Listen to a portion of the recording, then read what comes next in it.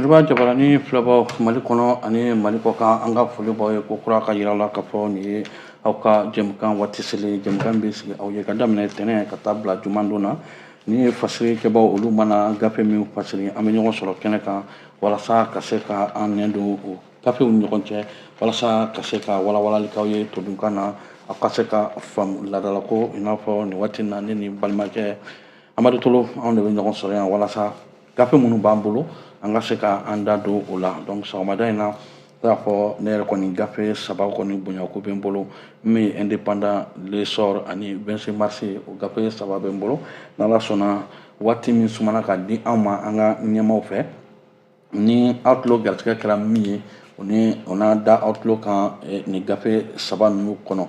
nin waati na Amadu Tolo i ni sɔgɔma. Musa Tɛmɛne ni sɔgɔma. Ne m'a miiri k'a fɔ ko weekend kɔni diyara parce que an ɲɛ b'a la sɔgɔmada in na i ni yɛlɛmuso min ka don il me semble que weekend madame ye a seko n'a dama yira kɛ. An b'a fɔ an y'a kɛ hɛrɛ la alhamdulila i yɛrɛ y'a fɔ an bɛ foli kurakuraya min ye télévision Joliba ale ni radio Joliba lamɛnbaaw n'a filɛbaaw bɛɛ lajɛlen k'a fɔ ko nin y'an sigilen kunnafoni gafew hukumu kɔnɔ i n'a fɔ i yɛrɛ y'a fɔ cogoya min na sa laɲini wɛrɛ si t'a la ka se ka min ye an balima kunnafoni gafe sɛbɛnbaaw o ye gafe minnu cari nanzarakan na an bɛ olu bamayɛlɛmaw ye todunkan na yaasa faamuyali o bɛ sɔrɔ baara kɔnɔ cogoya min na o hukumu kɔnɔ sa Musa ni gafe saba b'e bolo n b'a fɔ gafe saba bɛ ne yɛrɛ bolo yan min ye Soir de Bamako ye u ye bɔli kɛ bi Nouvelle Horizon ale bɛ n bolo ka na se Les Échos welewele ma waati cogoya kɔnɔ sa an da don a kɔnɔna la ka se ka fɛsɛfɛsɛ. An n'an da don a kɔnɔna na ka se ka fɛsɛfɛsɛ n y'o de f'i ye n ko ci min bɛ di cɛgana ma ko o tɛ digi a la fo i b'a ye ni npogotigi mana fɔ ye wuli ka yelen fa o kelen ni a b'o kɛ ka sɔrɔ kuma caman ma don a kɔrɔ Amadu Tolo gafe min bɛ ne yɛrɛ bolokɔrɔ sɔgɔmada in na ko n bɛna n da don o la l'indépendant ye indépendant min ye nin waati na Musa Sayon Kamara o ye ne yɛrɛ tɔgɔma ye ale kɔni tun ye indépendant ka ciden ye ka taa Sini jamana kan ka kɛɲɛ ni FOCA an b'a fɔ waatiw tɛmɛnen na a FOCA o kɔni a kun cɛra Sini jamana kan Musa Sayon Kamara min ye balaba ye ale y'a jira k'a fɔ ko nin sommet kɔni an bɛ se k'a fɔ sommet min an bɛ se k'a fɔ président caman kɔni ye ɲɔgɔn sɔrɔ kɛnɛ min kan o kɔni o kun cɛra o kun cɛlen kɔfɛ ko min ye président de la transition chef de l'état min ye colonel Assimi Goïta ale ni nin waati na maliyɛnw minnu kɔni sigilen bɛ Sini jamana kan olu kɔni ɲɔgɔn ye min fana an bɛ se k'a fɔ o kɛra dugu fila la min maliyɛnw kɔni bɛ yen kosɛbɛ ayiwa chinois tɔgɔw de don Gan Yu ani Yu Yi donc olu ye jamana fila ye ko maliyɛnw kɔni sigilen bɛ kosɛbɛ ka kɛɲɛ ni a yɛrɛ ka lasigiden ye min kɔni sigilen bɛ Mali tɔgɔ la min ye ambassadeur Élysée Jean Daou ye donc ko a baaraw bɛɛ kɛra o ɲɛkɔrɔ yen nɔ ko n'i ye jateminɛ kɛ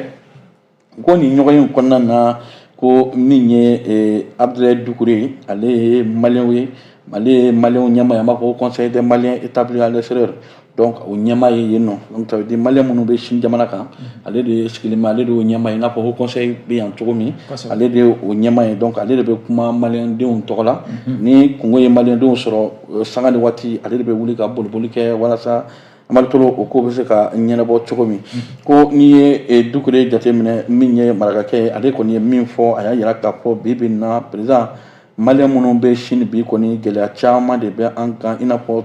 tunanadenw tɔw o gɛlɛya ye jumɛn ye ko n'i ye jateminɛ kɛ min ye gɛlɛya fɔlɔ min bɛ yen o ye visa ko ye visa min bɛ di chinois jamana maaw fɛ a kuntala janya ko o tɛ tɛmɛ san 2 kan ko n'i ye jateminɛ fana kɛ investissement o kɔrɔ ye ko ka nafolo ta ka na bayɛlɛma an ka jamanaw kɔnɔ yan surtout ka na k'i bɛ projets kɛ jamana kɔnɔ yan ko o gɛlɛya b'u kan ko n'an bɔr'o la fana ko walasa k'u denw yɛrɛ fana ka se ka don min ye chinois jamanaw fana ka kalansow kɔnɔ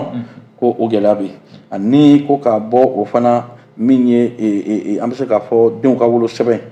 ko o délai ye kalo kelen ani kalo fila an bɛ ka fɔ 60 jours o ye kalo fila ye ko o ye délai de grâce ye min ye walasa ka se ka passeport ani fiche individuelle ko nin bɛɛ gɛlɛya de bɛ olu kan bi bi in na ko a bakuruba yɛrɛ fana ye min ye ko wa i tɛ se ka compte dayɛlɛ ko donc ni gɛlɛya bɛɛ de b'o o kan ko n'i ye jateminɛ kɛ ko nin kuma nin gɛlɛya ko Dukure kɔni ye o de fɔ ko surtout ni maa yɛrɛ fatura Chinois jamana kan walasa ka se ka taga n'a ye faso la olu ko f'i ka $13 de sara ko donc nin bɛɛ ye gɛlɛya ye gɛlɛya minnu b'o o kan nin waati in na ko donc olu kɔni b'a ɲini min ye jamanakuntigi fɛ ni a bɛ se ka fɛɛrɛ kɛ walasa passeport o ka bɔ san 5 la ka kɛ san 10 ye donc olu ka laɲini o ye ani o ka jateminɛ fana kɛ n'a y'a sɔrɔ bureau de vote o bɛ se ka dayɛlɛ cogo min yusi ani zone industrielle olu bɛ se ka accès kɛ o kan cogo min ani ni jateminɛ fana kɛ ni u ka minɛnw bɛna jamana kɔnɔ ni ye taxe douanier ye o bɛ se ka nɔgɔya o bolo cogo min ko o siratigɛ kɔnɔ min ye colonel Asimi Goyita ye ko ale kɔni ye kuma ta ka yira k'a fɔ a y'u ka dusumakasa min b'u kan gɛlɛya min b'u kan a y'o mɛn nka a ye kɛra waati fana a ka se k'a da don baara minnu kɛra Mali kɔnɔ yan o jamanadenw yɛrɛ tɔgɔ la surtout a ye foli kɛ k'a yira k'a fɔ min ye tungaranke olu ka wulikajɔ o ka bon a la kosɛbɛ donc o baara ninnu min ye réforme politique institutionnelle ye a da donna o la fo ka taa min ye lakana min bɛ jamana kɔnɔ nin waati in na a da donna wa a y'a yira fana k'a fɔ min ye Chinois jamana olu kɔni ye wari di musaka di Mali ma koyi min bɛ taa miliyari 22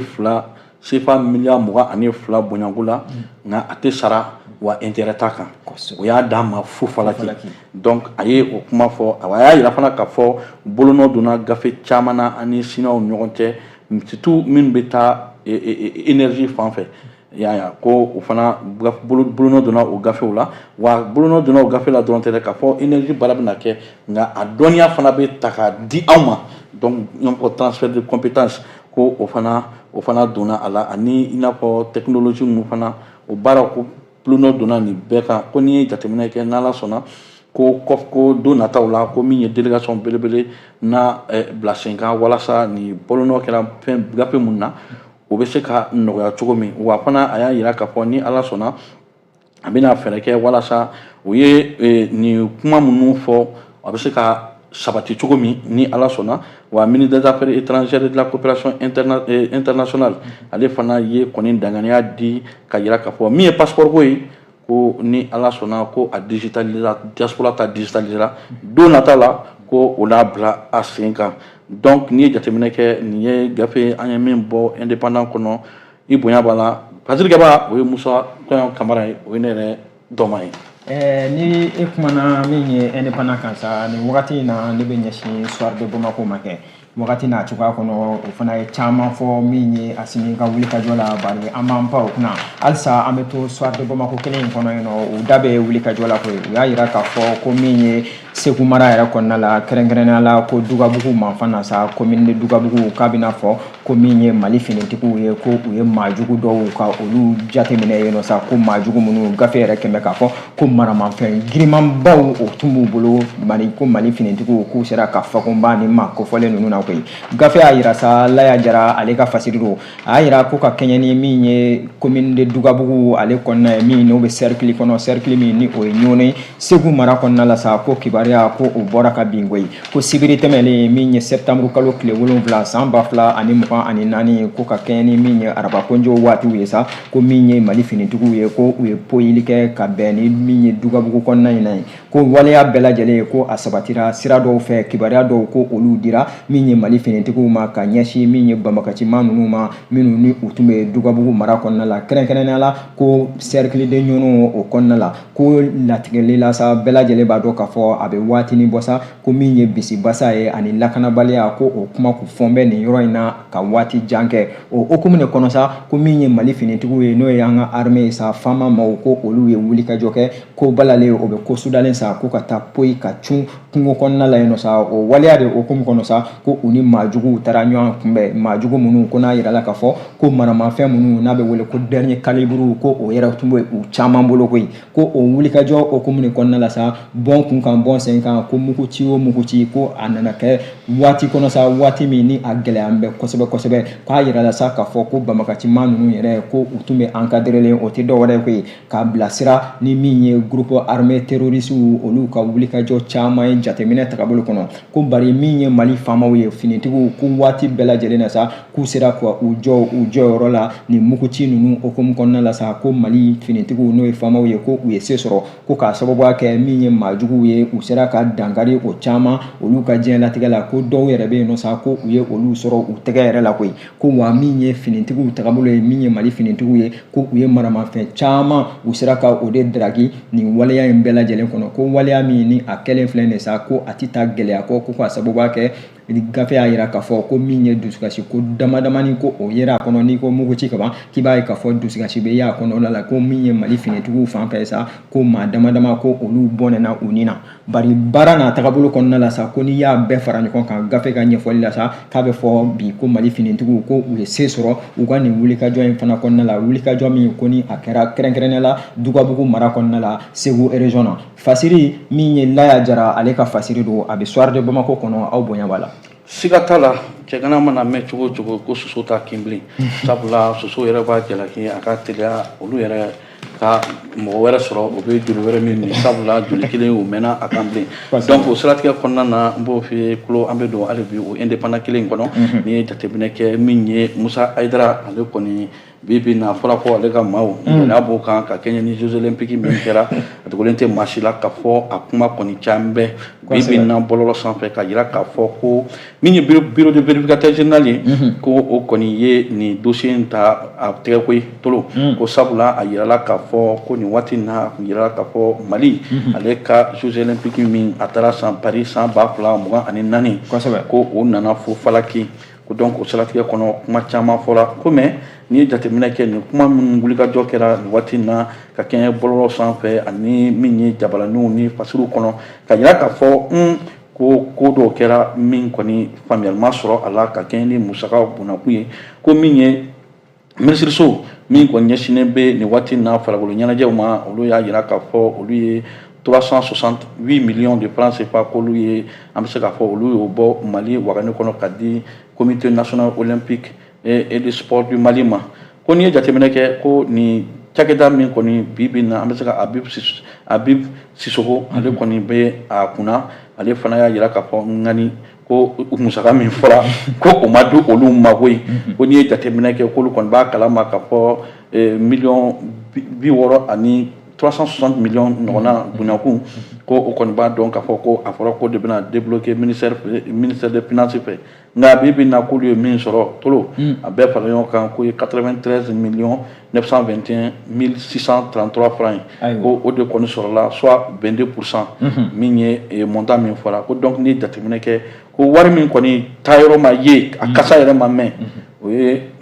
274 millions de francs CFA o de tora ka justifier u k'a ɲini Musa Hayidara kan ka ɲina u k'a ɲina parce que ale yɛrɛ bɛ temi ba min na mɔgɔ t'a ɲɛdɔn donc waati in na ko min ye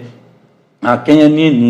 ni halawuta ko min kɛra ko ministre Abdou Kassim Fɔnba ye ko ale kɔni waati in na ale wulila ka fɔ nin ko tɛ se ka bila ten donc ale kɛn bɛ ka audit kɔni bila nin waati in na a ka direction des finances et matériels la min kɔni bɛ ale kun ani département de comité national olympique la ko a kɛn bɛ ka inspection bila kan o bɛɛ kɔfɛ ko vérificateur général fana kɛn bɛ ka wulikajɔ kɛ walasa ka nin gafe in t'a bolo walasa ka sɛgɛsɛgɛli kɛ k'a dɔn nin wari ko fɔlɔ min fɔra jɔn y'a dun a bɛ jɔn nɔgɔ ma ko nin waati in na ale fana kɛn bɛ ka wulikajɔ kɛ n'i ye Sori Ibrahim Kulibali ye ka bɔ indépendant na bi fasiri la i bonya b'a la tolo kosɛbɛ n'an bɔra indépendant kɔnɔ nin waati in na wagati ni cogoya kɔnɔ sa an b'a ɲɛsin min ye les échos welewele ma kɛ les échos welewele u da bɛ wulikajɔ dɔ la koyi u y'a yira sa k'a fɔ ko éducation sociale et inclusion o hukumu kɔnɔna la sa ko ɲɛmaa min n'o ye président ye n'a bɛ spécial olympique baaraw bɛɛ lajɛlen kɔnɔna la sa ko ale ye wulikajɔ kɛ ka ɲɛsin min ye ministre min n'o bɛ kɛrɛnkɛrɛnnenya la kalanko olu kunna n'o ye Sabanɛ ye koyi maa jumɛn ko don ko maa tɛ maa min ni a lakodɔnnen tɛ ka sababu kɛ a lakodɔn bɛ fo k'a fɔ k'a lakodɔn bɛ ko o ti maa wɛrɛ ye koyi basikɛti dɔnna ŋana belebeleba kun don tɛmɛnen kɔnɔ Mali kɔnɔna la yan nɔ kɛ ka sababu kɛ a yɛrɛ ye wulikajɔ caman kɛ ko hakili lajiginna Afro Basket 2007 olu ye jɔnjɔn sɔrɔ ka di Mali ma musow fanfɛ ko maa jumɛn ko do ko min ye Amsetu Maiga ko ay wulikajɔ ka o sabati ni okumu kɔnɔ ka di min ye kalanko a tagabolo bɛɛ lajɛlen ale ka association sa jɛkulu b'a bolo jɛkulu min n'u ka wulikajɔ su fara tile kan o kɛmɛ ka sinsin min ye denmisɛnw olu ka kalanko tagabolo kɔnɔ o waleya de okumu kɔnɔ sa ko min ye nin basketkɛla Gana belebeleba in ye Aigle du Mali kɔnɔna la don tɛmɛlen na ko a ye yɛlɛmabolo ta ko yɛlɛmabolo min ni a bɛ jamanajɔ o kofɔ sira bɛɛ lajɛlen fɛ kalanko o bunaku kan o okumu de kɔnɔ sa i n'a fɔ gafe Les Échos welewele daba la cogoya min na sa ko a n'a ka jɛkulu Amsetu Maiga ko u ye wulikajɔ kɛ ka ɲɛsin minisiri ma minisiri min n'o bɛ kalankow bɛɛ lajɛlen kunna ko ye n'o ye Sabané ko u selen min ye Sabané ma sa u taara ka taa u ka projet belebeleba ka o bɔ ka bin projet min ni a laɲini tɛ dɔ wɛrɛ ko kalanko yɛrɛ a bɛ se ka lakodɔn cogoya minnu na Mali fantan ani 4 bɛɛ lajɛlen na farafinna diɲɛ fantan ani 4 ale ka jɛkulu min ni o b'a bolo sa k'a sababuya kɛ ko u bɛ wulikajɔ la min ye diɲɛ fantan ani 4 bɛɛ lajɛlen na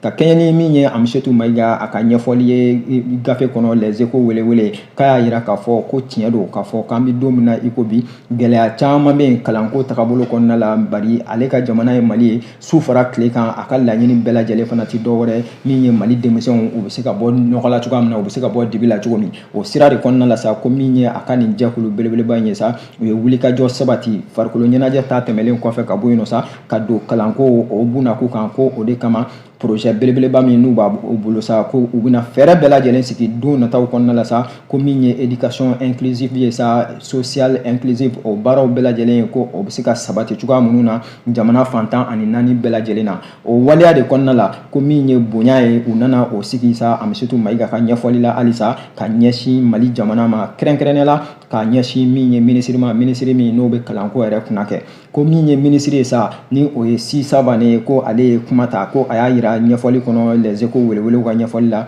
ko nin waleya ka bɔ maliyɛnden na maliyɛnden min ni maa caman b'a dɔn k'a fɔ ko gɔri turun b'a kan k'a sababuya kɛ ko exemple don min ye farikolo ɲɛnajɛ o tagabolo kɔnɔ don tɛmɛlenw na ka na ye k'a fɔ ko farikolo ɲɛnajɛ minisiri ka ɲɛfɔli la ko ani min ye kalanko tagabolo kɔnɔna ko para ɲɛ fitinin de b'u cɛ para janba t'u cɛ ko o waleyaw ka ye a kɔnɔna la sa ko a ma bali ale la bi a ma bala la sini wa don nataw kɔnɔ sa ko a ka minisiriso a dayɛlɛn bɛ Amsetu Maiga a n'a ka jɛkulu bɛɛ lajɛlen sa wulikajɔw min ni u bɛ ka sabati o baaraw bɛɛ lajɛlen a bɛ se ka sabati cogoya minnu na Fasiri ka fɔli la Fasiri min ye Sar ale ka Fasiri don a bɛ Les Échos welewele kɔnɔ u ka bi bɔli o ka bi bɔli tolo min fɔ nin ye fulakɛ ye Sangare Dawuda Sangare ka bɔ ale bi indépendant kɔnɔ kɔsɛbɛ ko n'i y'a yira k'a fɔ gɛlɛya bɛ n y'o de fɔ an bɛ baga bakɔrɔninw ma waati dɔ la k'a fɔ o kasa ka bon nka ni musomanin dɔw y'u ka piriki bɔ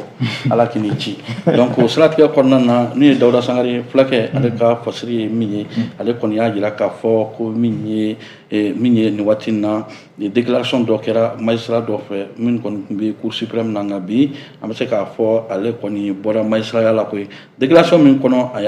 a y'a titre kɛ ko dénonciation de candidature de Assimi Goïta kɔrɔ ye ko ka Assimi Goïta ale ka min ye cɛbɔ ko o kuma ɲɛfɔ n'i ye jateminɛ kɛ ko ni cɛba min tun bɛ cour suprême kunna Cheikh Mohamed Cherif Kone ko ale kɔni y'a jira k'a fɔ ale kɔni dusu kasɛlen a b'a ka dusuma kasa jira ka kɛɲɛ ni Assimi Goïta ale kɔni y'a k'a fɔ nin bɛɛ kɔfɛ ka nin jamana coron ka se nin yɔrɔ bɛɛ kɔfɛ nin bɛɛ la ko n'i ye jateminɛ kɛ ani a ye ko minnu ta ka jamana sɛgɛrɛ ko ni a fɔra ko nin waati in na tuguni ko o fana kɛn bɛ ka wulikajɔ kɛ k'a fɔ ko ale bɛna kɛ cɛbɔ ye jamana kɔnɔ ale fɛ a kɛn bɛ ka fɛɛrɛ de kɛ walasa ka politikimaw olu sen bɔ politigiko kɔnɔ ni jamana in kɔnɔ wa n'i ye jateminɛ kɛ ko nin wulikajɔ in fana tɛ fɛn wɛrɛ ye koyi ko a kɛn bɛ ka nin kɛ walasa ka se k'a yɛrɛ maja min ye communauté internationale olu ɲɛkɔrɔ ko n'i ye jateminɛ kɛ ko a ka kɛɲɛ ni a ye kunnafoni min sɔrɔ ka bɔ maayɔrɔ la a n'a fɔ a dannen bɛ mɔgɔ minnu na source bien informée ko min ye ko wulikajɔw kɛn bɛ ko o wulikajɔ yɔrɔ fana taara ɲɛfɛ kosɛbɛ koyi ko ka kɛɲɛ nin waati in na ni président Assimi Goïta ye ko ale ka cɛbɔ ko o kuma bɛna na fɔ ka kɛɲɛ ni an ka jamana ka yɛrɛma hɔrɔnya san ɲɛnajɛ kɛtɔ min an b'a fɔ 22 septembre ko o kuma bɛna na fɔ o waati ko donc ka Kɛɲɛ ni jateminɛ kɛ ale bɛ gouvernement kunna gouvernement min kɔni an bɛ se ka fɔ olu sigilen bɛ kɔ kan an ko gouvernement de transition en exil ko donc ale kɔni b'o o kunna ale y'o premier ministre ye ko ale kɔni y'a jira k'a fɔ olu tɛ jɛn n'o ye bi wa u tɛ jɛn ni nin ko ye surtout ni baara in bɛ taa min bɛ taa sariya sɔsɔ kan ka Kɛɲɛ ni charte de la transition ye ko a y'a fara a kan fana k'a fɔ ko ni démarche minnu bɛ ka kɛ ko u bɛ ka fɛɛrɛ de kɛ walasa ka politique mɔgɔw k'olu sen bɔ min ye jamana mara fana o kun kɔnɔna na ka Kɛɲɛ ni fanga yɛrɛ olu tali ye donc ko n'i ye jateminɛ kɛ ko nin manipulation min kɔni bɛ ka kɛ nin waati in na ko donc nin bɛna kɛ manipulation ye walasa ka ɲɛsin jamanadenw ani olu yɛrɛ fana tɛna jɛn n'a ye ko sabula n'i ye jateminɛ fana kɛ ko nin ni hɔrɔnya tɛ bɛn a y'a fɔ cogo min donc n'i ye jateminɛ kɛ ko Sheikh Mohamed Sherif Kone ko a y'a jira k'a fɔ ko olu kɔni tɛna sigi ka ni sariya sɔsɔ minnu bɛ ka kɛ ko surtout min fɛn bɛna kɛ sababu ye bi na ka Mali yɛrɛ ko o avenir don galama na ko olu tɛna sigi ka se k'o lajɛ ko ale bɛ gouvernement ale kɔni bɛ nin waati in na gouvernement min bɛ kɔ kan an b'a fɔ gouvernement en exil k'olu tɛna jɛn n'a ye donc ko n'i ye jateminɛ kɛ nin waati in na ko o b'a ɲini bɛɛ fɛ surtout communauté internationale u k'u sen don nin ko in kɔnɔ walasa baara min bɛ fɛ ka kɛ min ye jamanakuntigi fɛ ko o kana tɛmɛ cogo si la ko donc ko olu kɔni bɛ to u ka kalekan kelen kan ko ye min ye k'a fɔ ka segin ordre constitutionnel kɔnɔ wa transition civile o ka sigi o transition civile min bɛna sigi o ka baara ka Kɛɲɛ ka se ka kalata ɲuman min jamanaden bɛɛ b'i yɛrɛ sɔrɔ o kɔnɔ ka se ka o kɛ walasa an ka se ka segin ordre constitutionnel kɔnɔ ka bɔ min ye Asimi Goïta min fɛ ale ka nin wale min bɛ ka taa ko jamanakuntigiya ko k'o bali donc nin ye Dawuda Sangare fulakɛ ka bɔ indépendant kɔnɔ sɔgɔmada in na i bonya b'a la Tolo. I y'a fɔ an bɛ to nin waati in na les échos welewele kɔnɔ kɛ a da bɛ waleya wɛrɛ la ko ye min ni o bɛ talikɛla sira belebeleba kan min n'an b'a wele ko axe Bura Yoroso ko ka bɔ Bura k'i ɲɛsin min ye Yoroso ma k'a bɛna fɔ ko an bɛ don min na i ko bisa ko banbagacimaw ko u kɛmɛ ka wulikajɔ belebeleba ka o sabati nin yɔrɔ in na k'a yɛrɛ kɛmɛ sababu ye sa i n'a fɔ les échos welewele daba la cogoya min na sa ko maaw ka jɔrɔ kosɛbɛ a y'a yira les échos welewele ka ɲɛfɔli la ko min ye nin sira belebeleba in ye ko ka bɔ tronçon min n'o bɛ bɔ Bura ko ka se Yoroso mara kɔnɔna ma sa ko don tɛmɛnlenw na min ye bisiw ni car belebelebaw ye sa ko olu tun bɛ maaw ta ka se ka taga ni ka segin ka o nɔgɔya maaw ye nin yɔrɔ ninnu kɔnɔna la ko bari ko wolo nana kɛ baara la sa k'a ye k'a fɔ kabini tɛnɛn tɛmɛlen ko min ye bolifɛntigiw ye sa k'u y'a latigɛ k'a fɔ k'u tɛ taa nin sira in kɔnɔna la bilen ko k'a sababuya kɛ maajugu ko laban in na sa ko maajugu ko olu ka wulikajɔ ko o barika bonyana nin yɔrɔ ninnu na kosɛbɛ kosɛbɛ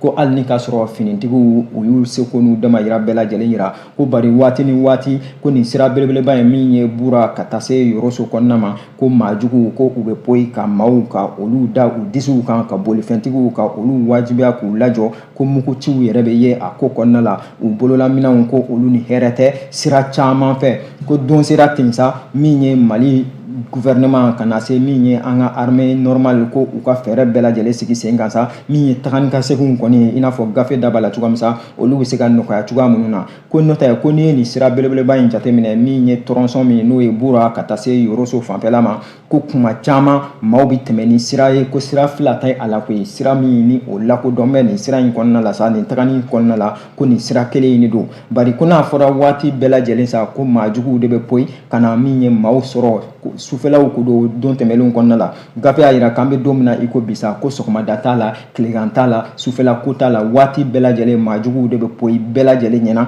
ko ka na u sagona kow kɛ ka tila k'u kɔ don ka segin ko o bɛɛ lajɛlen tɛ se ka kɛ min ye ɲangilibaliyaw ko ye koyi gafe y'a jira sa ɲɛfɔli kɔnɔna la ko a sera ten sa min ye jamana ɲɛmaaw ye fɛɛrɛ bɛɛ lajɛlen ka ɲini sa ko min ye siraw bɛɛ lajɛlen u bɛ se ka labila ko bari kɛrɛnkɛrɛnnenya la nin sira belebeleba in ko min ye Bura ka taa se Yoroso ma ko a kɔnɔmamaw olu tɔrɔn bɛ bi fo k'a fɔ k'u tɔrɔn bɛ fasiri min ye studio tamani maaw olu ka fasiri don min ni a bɛ les échos welewele kɔnɔ u ka bi bɔli. Ok an bɛ don les salles kɔnɔ Tolo bamananw ka kuma tɛ ko maa iteri ka hɛrɛ don i ka hɛrɛ iteri malo ye a sadon o ti sadon ye dɛ musa ajala tɛnɛ k'a fɔ ko musaka ko min b'a la k'ale tɛ farikolo ɲɛnajɛ la n y'o fi ye o nin waati bɛ ka se an bɛ don lesɔr kɔnɔ min ye lesɔr min ye Mohamed Gakou ye ale y'a jira k'a fɔ nin waati in na ko septembre kalo tile 7 san 2023 septembre kalo tile 7 san 2024 ko nin y'a san kelen ye nin waati na bateau Tombouctou min ye compagnie nationale malienne de navigation fluviale CONAV ko o kɔni kun kɛra fɛn ye min ye kasara kɔni y'a sɔrɔ ka kɛɲɛ ni nin waati na banbaci wale kun wulila ka kɛ walasa ka ni bateau ba in ka se ka o sɛgɛrɛ cogo min ko n'i ye jateminɛ kɛ ni wulikajɔ min kɛra banbaciw fɛ walasa ka ni bateau in k'o kɛra sababu ye ka se ka maa caman de bɔnna ani ka civil fara militaire kan wa maa caman fana bɛ yen minnu fana an bɛ se k'a fɔ olu banana a ko kunna maa caman yɛrɛ fana bɛ yen bi na population na minnu kɔni an bɛ se k'a fɔ olu hakili kɔni tora wasi la hali bi ko ni jateminɛ kɛ surtout maa minnu sigilen bɛ nin ba in o dawolo la surtout Cercle de Gourma la Rousse n'i y'a jateminɛ pratiquement ko Banika n'i ye jateminɛ kɛ ko o kɛra yɔrɔ min yɛrɛ an bɛ se k'a fɔ kasara in kɛra koyi et surtout n'i y'a jateminɛ la Rousse ko yɔrɔ min fana ni banabaatɔ ni fure ninnu taara walasa ka a sɛgɛrɛ n'i ye jateminɛ kɛ ko nin don nin kɔni an bɛ se k'a fɔ nin don in kɛra don ye don min kɛra donba ye Mali kɔnɔ ka kɛɲɛ ni nin wulikajɔ min kɛra ni maaw fɛ minnu kɔni tɛ hinɛ silamɛw tɛ olu kɔni vraiment o ye nin hawta baara min kɛ min yɛrɛ tɛ se ka ɲɛfɔ adamadenya yɛrɛ kɔnɔna na ko o siratigɛ de kɔnɔ ko nin waati na ko maa kelen kɔni fana tun b'a la min tora la o ye lakɔlikaramɔgɔ ye min bɛ retraite la ko ale kɔni tora nin wulikajɔ lahawta min kɛra banbacimaw fɛ ko n'i ye jateminɛ kɛ bi a denmuso dɔ kɔni bɛ yen hali bi ale kɔni ma se ka ɲina nin ko in kɔ ko sabula denmuso ale ye interview dɔ accordé ka yira k'a fɔ ale tɛna na ɲina fo ka taa fɔ dugukolo mɛrɛkɛra ale tɛna na ɲina nin don min olu fa ye diɲɛ to lahala cɛjugu min ma se ka ɲɛfɔ don min olu fa sera ka taa ka sɔrɔ a ma se ka ala fɔ a ka denba ye ko filɛ nin ka taa ko donc hali bi fo ka na bi o fa mana taa yɔrɔ yɔrɔ a bɛ olu hakilina na wa a bɛ to a hakilina na ko a tora kuma na dɔrɔn ko ɲɛji ɲɔna ɲɛ la min ye ngɔnɔ ye o kɔnɔ gologolo la ko ka bɔ o la min ye dɔ fana bɛ yen o ye ate ye ale ye commerce ale ye jagokɛla ye ale fana y'a jira k'a fɔ o don ale tun taara a ka minɛnw ta Gawo koyi ko a natɔ bateau in kɔnɔ ko ni bateau min an bɛ se k'a fɔ wulikajɔ kɛra walasa ka se ka o attaquer bateau min bɛɛ b'a dɔn o ye fɛnba ye olu bolo ɲɛkɔrɔ surtout ko n'i ye jateminɛ kɛ ni bateau de n'a bɛ taa i b'a jateminɛ k'a fɔ ko bɛɛ bɛ to bateau kɔnɔna na bɛɛ ni i mako dɔw filɛ nin i b'a sɔrɔ dɔw bɛ baro la o waati kelen fana i b'a sɔrɔ dɔw fana kɔni bɛ u mako wɛrɛw la mais i bɛna sɔrɔ bɛɛ sigi mais i b'a sɔrɔ dɔw yɛrɛ fana dalen bɛ yen walasa ka se ka u lafiya ko o hukumu de kɔnɔ ko ale kɔni kun sigilen bɛ a ka te baarada kunna koyi ani a passager ɲɔgɔn dɔw tun bɛ yen olu sigilen bɛ te baaradaw kunna i n'a fɔ Musa bɛ te min cogo min waati min olu kɔni bɛ o te kunna olu balila ka mankan dɔ de mɛn mankan min a bonyana kosɛbɛ ko bateau balila ka balancer ko o hukumu kɔnɔna na ko o tilala tuguni ka mankan wɛrɛ mɛn tuguni ko a kɛra i n'a fɔ sisan kɔni sankolo de bɛ ka na bin o kun kan ko soudain ko n'i ye jateminɛ kɛ dɔrɔn ko non ko jahanama da kɔni yɛlɛla olu ye ko marifakisɛw kɔni bɛ ka su ta cogo min o bɛ ka su ta ten ko tellement bateau yɛrɛ ye impact sɔrɔ ko i n'a fɔ kisɛ min kɛra ka bateau ci ko tellement o fanga bonyana ko a kɛra sisan bɛɛ kɛra bɔn sen kan yɛlɛn sen kan ye bɛɛ bɛ k'i yɛrɛ ɲini ko denw fara musow kan ko kasikanw kɛn bɛ ka fan bɛɛ fa ko a kɛra sisan maa minnu bɛ se dɔw y'i cun ka jigin jiw kɔnɔ dɔw yɛrɛ tiri yɛrɛ datugu u ka kabiniw kɔnɔ nka a bɛɛ la ta ko bateau ye tasuma ta ko o kɛra sababu ye nin waati in na maa minnu fana tun bɛ yen minnu tun bɛ dugumɔgɔ minnu fana tun bɛ o dugu bada in na olu kɔni ye kurun ta walasa ka se ka boli ka se ka taa ka maaw k'olu sécuriser cogo min k'olu ta donc ni kɔni ye fasiri an b'a fɔ teliya la Mamadu Gaku ka bɔ Esor kɔnɔ sɔgɔmada in na Musa Hayidara ale bɛ ka jira an na k'a fɔ waati min dira ma tolo ko waati sera waati tumana ka d'a ma sera Musa Hayidara kelen y'a jira k'a fɔ ale ka teriya dolantan min bɛ yen ko Coupe de l'Amitié de la Commune 2 donc ale kɔni y'a jira k'a fɔ o fana programme n'o demi-finale ko o programme n'o bi min ye ɲɛgɛn tan ni wɔɔrɔ mana tɛmɛ sanga ɲɛ 30 la FC Keita ale ni FC Misira olu na kari ɲɔgɔn na sebaya mana kɛ min ye o tɛna taa ɲɔgɔn sɔrɔ finale la wa n'i bɔra o la ko min ye ɲɛgɛn tan ni wolonwula mana tɛmɛ sanga 30 la ko 17h30 min ye Bakaribugu 2 ani Tawaiti 2 olu fana na kari ɲɔgɔn na sebaya mana kɛ min ye ninnu équipe naani na olu de na taa ɲɔgɔn sɔrɔ finale la septembre kalo tile 14 ni Ala sɔnna j'espère que ale fana parrain ye wari min di n'an tilala an n'a fana justifier k'a dɔn est-ce que wari min dira o fana donna ni kun ye aw to garisɛgɛ ye an bɛ bɛɛ fo ka bɛɛ waleɲuman dɔn k'an ka Guinée yɛrɛ fo min ye Mamadu Dunbiya terikɛ yɛrɛ Dirisa Kamara Keyila an b'ale fo nin waati in na Lamine Kulubali cɛgana chef an b'ale fana fo nin waati in na Isu Sangare ale ye kɔɲɔkɛ kura pɛrɛpɛrɛnni ye min mana kɔni bɛ ka an b'ale fɔlɔ n'Ala sɔnna a tɛ mɛn an bɛna taa a mana foni ka bɔ a la an b'ale fo Musa Hayidara ko ka taa ESB la Saliu Hayidara ko min ye résidente nin ye Amadu Tolo maa min bolo bɛ o ye Sikasokaw ka demande o ye Musa Sanogo ye hali n'a sɔrɔ a taara terrain na ka taa victoire la a taara match nul sɔrɔ ani dusukasi nana an b'a fɔ ka waleɲuman dɔn k'a fɔ aw k'an bɛn sini ni Ala sɔnna fasirikɛbaaw mana min fasiri a tulo garisɛgɛ mana kɛ min ye an n'a ɲɔgɔn sɔrɔ yan ka walawala aw ye yan'o cɛ an b'a fɔ Ala ka tile hɛrɛ di an n'aw bɛɛ ma